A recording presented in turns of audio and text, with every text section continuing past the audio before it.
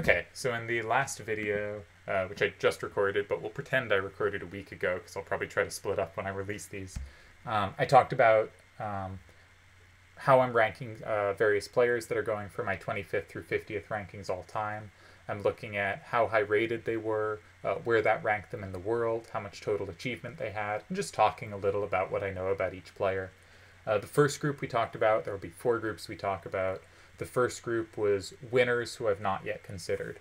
This second group is going to be shooting stars, those brief players that, rocketed onto the scene, did something incredible, and then disappeared as quickly as they had come, at least from the tournament scene. Many of them stayed active or were active on other sites previously. But from a tournament perspective, these are our shooting stars. And I'm really curious if people think I missed anyone here, because they're the players it's kind of easy to miss, because they might have just played, 3 tournaments. But I think if you had a good enough run in those 3 tournaments, you can be in this conversation. I think a bunch of players here will not make my top 50, because it's very hard to earn a place in so few tournaments, especially if you didn't actually win any of them. But some players here definitely will, and I think deserve it. And I don't know, I think this is an interesting group, and gets at some players who are sort of have some legendary, big name recognition for someone who didn't play long, and it'll be interesting to explore them. So here's our first one, Aurora. So Aurora plays 4 tournaments and wins 3 icons. Their best run is they make the finals of TTAC 1, beating Alcatraz, I think that's a typo, it's supposed to be Alcatraz, Soul Avenger, Kamikaze, and Dalamar. And Dalamar has a really good early run in TTA's history, before losing to Broccoli in the finals. Aurora ends up playing 4 tournaments and earns 3 icons in those 4 tournaments. And this is a very small sample, and we shouldn't extrapolate much from small samples. But what we can say is, even if Aurora played 6 more tournaments, over twice as many tournaments as Aurora played, and went out first round in all of them, they'd still have a 30% icon rate, which would be somewhere like 17th all time in icon rate, right? That would be like a little behind Tezuka, for instance.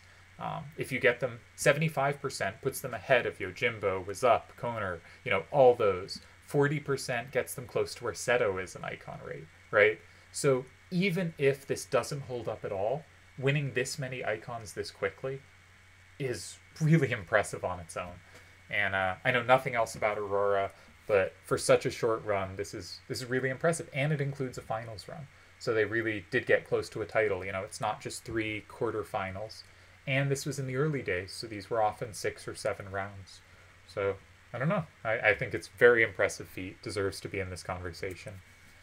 We have Biddy. I don't know much about Biddy. I think she played early. Definitely heard mention of them, but don't know much about them.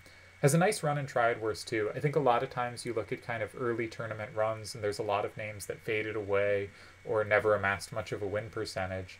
And then you look at some of these runs, and like Rebirth was good, Addy is good, Scorpion was fine, Spike Spiegel semifinaled the second tournament and then made, quarterfinals of this one. Nimlov is, many people think, the GOAT, the greatest of all time, and a lot of people that think Nimlov is number 2 think Doc Evil is the GOAT. And Biddy took out one of those before losing to the other. Really nice run for Biddy.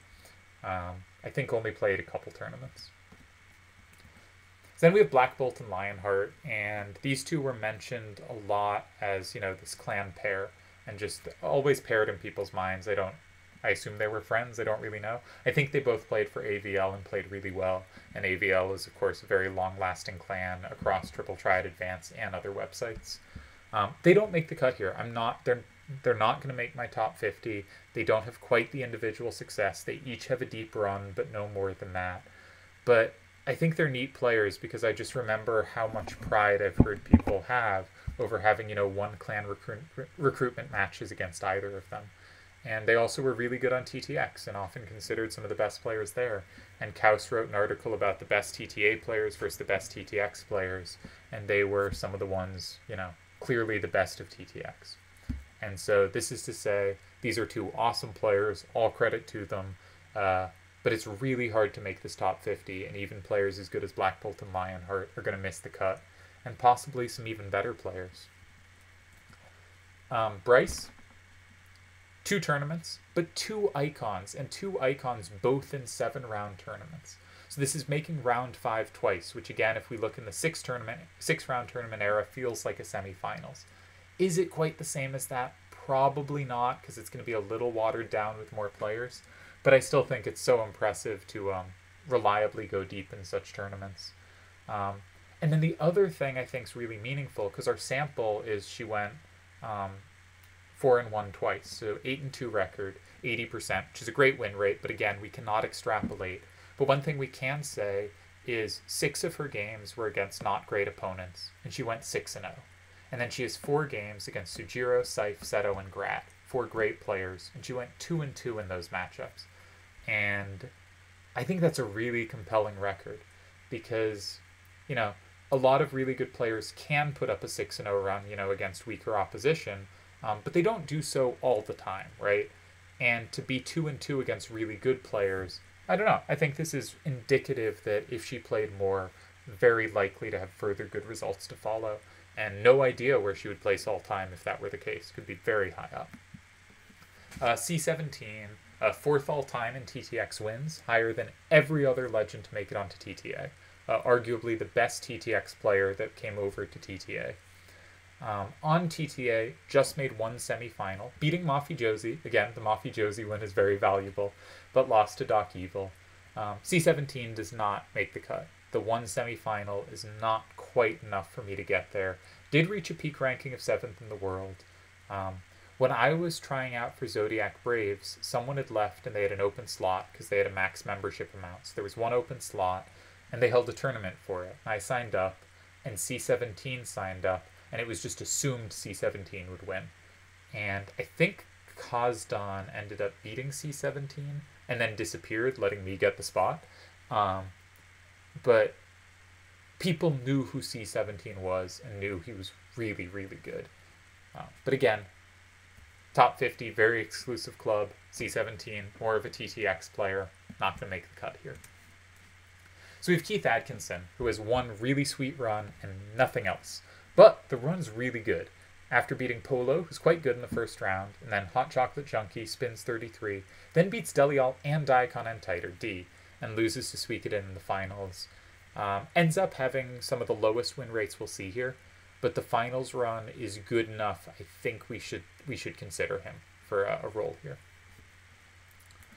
So then we have Nimlov, and this is another one where here's someone who's just so often considered one of the greatest. In all the kind of early who's the best stuff, it was Doc Evil and Nimlov, or it was Doc Evil and then Nimlov.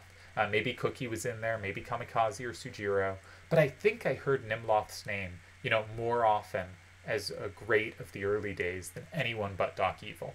Maybe Karmazin's in there. You know, there's a lot of early great players, but I think if you just looked at what people at the time thought, Nimlov is at worst number 2, also known as Scary Jeff. I've read his analysis in Occult's Fan and looked at it, and it's really precise stuff. He really saw lines well. And I think if this was kind of a just most talented 10 players, it's hard to imagine not putting him somewhere in the top 10. But for actual tournament achievement, he has a semifinal and an early exit. He loses to Biddy, who we've already talked about. And for a top 50 tournament performers, gotta have more than just this semifinal. So it's possible Nimlov is the best player ever. I suspect not, but it is possible. But he's not going to make my top 50 tournament performers, which is again to say, this player is awesome. He's really up there in talent, and it's really hard to make the top 50, and he did not play enough to achieve it. His win rate in tournaments, I think, is around 70%, which is right around where like Sujiro is as a comparison. But of course, Sujiro maintained it over a lot more than 2 tournaments. Then we have Sephiroth playing for Assassins, hence the clan tag. But I like to put the lines around it because it helps separate him, because a lot of players have been named Sephiroth over the years, unsurprisingly. Really similar player to me to Great Sephiroth. Played a lot of 2-minute open, was just this very quick calculator, really precise. Also lamed level 4 like Great Sephiroth did a lot of. Just seemed like here is a player who is doing the things Great Sephiroth is doing, not quite as well, not as great. But you could be a significantly less great version of Great Sephiroth and be a ridiculously good player. And I think that's sort of where Sephiroth was, though we'll never know how much worse he was because he didn't play long. He gets 2 icons. He earns a semi and SE Vincent, taking out 5 different players because Vincent was the last 7-round tournament, beating Forky, who had just gone on his run for Divas, where he went undefeated in Clan Wars for Divas and was their MVP. Then beats Jadat, Piggyman, Shuriken, Midas, all great players, and loses in the semifinals to Kazik. So I think he's someone who doesn't really get thought of as a great player, but should be remembered along with some of the other kind of names that people are like, wow, that guy was really good. I wonder what would have happened if they had played more. Slavio. This was a name that I heard a bunch, people talking about well before my time. Has a really nice run in Yuffie, beat Spike Spiegel, who I've mentioned previously. Smash Brothers, I think, was a joint account of a bunch of really good players teaming up. Obviously, not all playing on it at the same time for a tournament, but like switching off who used the account. Joker, and then Kamikaze and Sphere before losing to Cookie. So it's a really good run, basically as nothing else. I think what it comes down to is Slavio ends up looking like a better version of Keith Atkinson. The finals run's even better. He doesn't have as many early exits to go with it, and much better known around the community as this guy's one of the great players, which I think is worth something because it means they're, dominating other tournaments or random games in a way that Keith Atkinson wasn't at the time. Then we have Sphere. Sphere's a name I heard around a bit, kind of saw in early clan rosters, never had a feel for it all. Was more on previous sites, 28th all-time in TT.com wins, which is the highest of anyone here. And if you look at anyone who was great on TTA, only Cookie is ahead in wins on TT.com. Beat both Kamikaze and Unfixable, but loses to other really good players like Slavio and Doc Evil afterwards. And who we got next? We got Ulti. I think Ulti is the last in this group. Ulti plays 2 tournaments, makes 2 finals, ends up playing 4 tournaments, which means they made finals in half the tournaments they played, which is nuts. Absolutely nuts. Only loses to great opponents. And again, for these small samples, I think it's really indicative if this shining star doesn't drop games to, not random people, but non-star opponents, right? Because if you see they have a great run, but then they have a bunch of losses to people you really shouldn't lose to, you think, okay, they clearly can win and beat good players, but they probably got pretty lucky and in just how the games happened to go out. But when you see players like Bryce and like Ulti, where all their losses are to really good to absolutely elite opponents, you start thinking, okay, they were really reliably beating the lower tier players, and if you do that and have some wins against really good players, then I trust your numbers to hold up, at least somewhat, if you kept playing. And so Ulti is the first person to make 2 finals without ever getting a tournament win, even before Kazik, who's much better known for it, and really impressive 4 tournaments.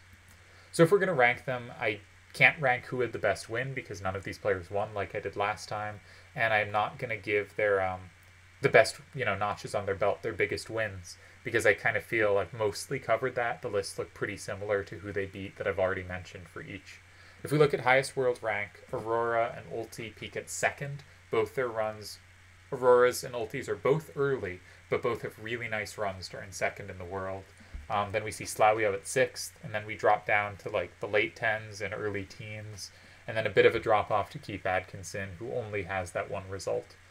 But Elo, I think, is a little more useful here, just the actual raw score, because Ulti, very early on, almost breaks 2200, and this is just a very high rating for the time, and you'll see that Aurora only needed to hit 2118 to earn 2nd in the world, but Ulti did it at 2192, only behind Doc Evil, who was just, shooting past everyone. Really impressed by Bryce at 2138, and the others are all pretty close, so I would kind of consider them somewhat comparable. I'm giving a lot of credit for this to Ulti and a bit to Bryce, and the others all pretty close. For total achievement, we also see Ulti shooting ahead and Aurora following, pretty clearly the 2 best players of the group, and then a bunch at 500 because they made a finals, and then Sephiroth and Sphere each have a few icons to their name, and Bryce just has the 2, and normally I cut people who only had 250 achievement points, like Nimlov, like Black Bolt, like Lionheart, but in Bryce's case, they were both from 7-round tournaments, and the actual people played were so impressive that I thought she should make the cut. And actually, I gave her third in this group. I think Ulti is clearly the best of this group, will definitely make my top 50. I think Aurora will make my top 50. After that, not as sure. Probably a bunch more, but unclear. But overall, looking at this, I think Bryce is the next best of this group, as few tournaments as she played. She also did some stuff for Occult Fan and a bunch of community organizing. Really big part of the community, all before my time. And then I went Slavio, then Biddy, then Sphere, then Sephiroth, then Keith Atkinson. I'm really curious because I didn't get to play many of these people. Keith Atkinson was kind of around at the end of my run, but I never played him. At the start of my run, but I never played him. I've played a bit with Sephiroth, and I know he was really good. But I haven't played with anyone else here, and I'm really curious what people think of them, and if they... I think I've done a good job of ranking them based on their tournament achievement, but given that the samples are so small, if it's like well known that, you know, one of them like clearly got lucky and wasn't very good, or one of them was super elite and it just never got to me, that would really change my judgments, because with the sample so small, there should be a kind of wide confidence interval of not being exactly sure where they should fall, and more information would be nice to hear, though I will not be talked out of Ulti being best in this group, and I think Aurora is pretty clearly second. And then Bryce probably third, but I could definitely be talked into Slavio there, among other things. And if you want to tell me Sephiroth's underrated and really good, I will definitely believe that.